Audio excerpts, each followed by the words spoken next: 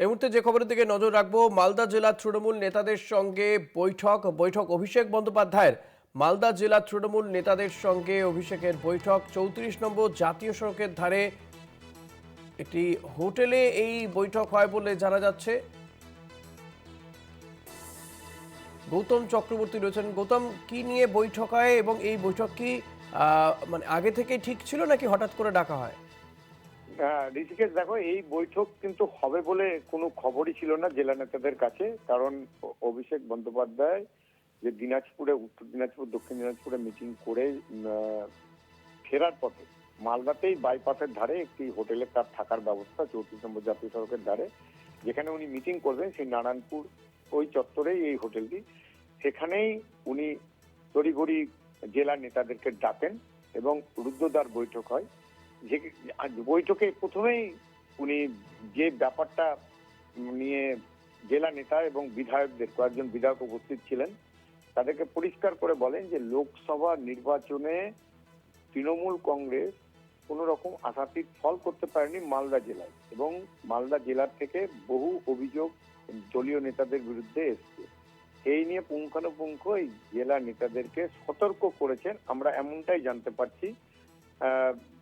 পাশাপাশি যে এই আগামী দিনে কোন রকম যেন গোষ্ঠী কোন্দল না থাকে, এক একজন জেলা এক একটা পার্টি অফিস নিজেরা তৈরি করে জেলায় চালাচ্ছে, সেই ব্যাপারেও কিন্তু উনি সতর্ক করেছেন বলে আমি জানতে পারছি। মিটিং রাতের বেলা, আজকে রাতেও দীর্ঘক্ষণ মিটিং চলে।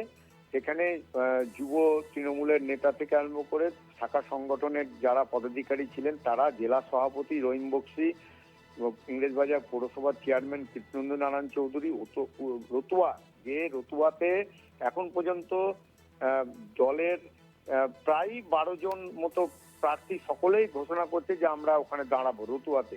এই ব্যাপারটাও কিন্তু অভিষেক বন্দ্যোপাধ্যায়ের নজরে পড়েছে। রতুয়ার বিধায়ক সমর মুখোপাধ্যায়, বর্তমান যিনি বিধায়ক রয়েছেন তৃণমূলের, তিনিও ওখানে আজকে এই বৈঠকে ছিলেন। সমস্ত কিছুই পর্যালোচনা হয়েছে। কি বলেছেন নেতারা, জেলা নেতারা কিন্তু মুখে কুলু পেটেছে, এই বিষয়ে কিছু বলতে চাননি। আগামীকাল বেলা 1টার সময় অভিষেক বন্দ্যোপাধ্যায়ের এই জলঙ্গা বলে নারায়ণপুরের কাছে তার একটি মিটিং রয়েছে, জনসভা, যে মিটিংটি তিনি করতে আসছেন।